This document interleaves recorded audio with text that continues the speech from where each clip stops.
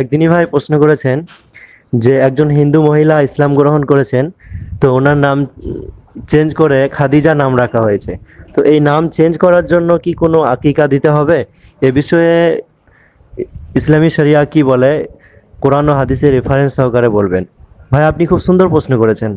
দেখুন, সহি বুখারি হাদিস নম্বর 6192 এবং সহি মুসলিম হাদিস নম্বর 2141, এখানে উল্লেখ আছে যে বিশ্বনবী সাল্লাল্লাহু আলাইহি ওয়াসাল্লাম একজন মহিলার নাম বাররা ছিল, তার নাম পরিবর্তন করে তার নাম রাখলেন জাইনাব।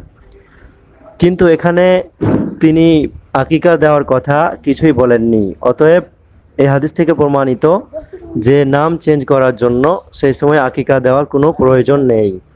এবং সহি মুসলিম হাদিস নাম্বার 2139, সে হাদিসে উল্লেখ আছে বিশ্বনবী মুহাম্মদ রাসূলুল্লাহ সাল্লাল্লাহু আলাইহি ওয়াসাল্লাম তিনি একজন মহিলার নাম আসিয়া ছিল, যার অর্থ হয় নাফরমানকারী মহিলা।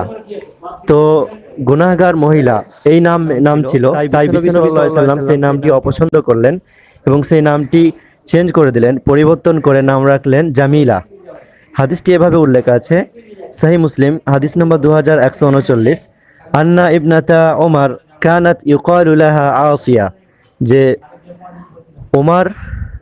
উমারের কন্যা, তার নাম ছিল আসিয়া, মানে নাফরমান গুনাহগার মহিলা।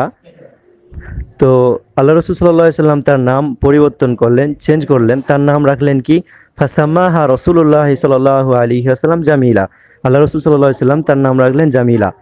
তো এখানে আকিকা দেওয়ার কথা রাসূলুল্লাহ সাল্লাল্লাহু আলাইহি সাল্লাম বলেননি ওমরকে যে তুমি তোমার মহিলার জন্য আকিকা দাও, যেহেতু তার নাম আসিয়া নাম ছিল নাফরমানকারী বান্দি, তো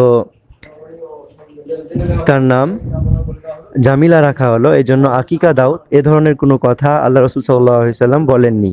তাই নাম যদি কারো খারাপ হয় বা কোনো অমুসলিম যদি ইসলামে প্রবেশ করে, তাহলে তার নাম রাখার সময় নতুনভাবে আকিকা দেওয়ার কোনো প্রয়োজন নেই। এটাই হচ্ছে শরীয়ত সম্মত। আশা করি বুঝতে পেরেছেন।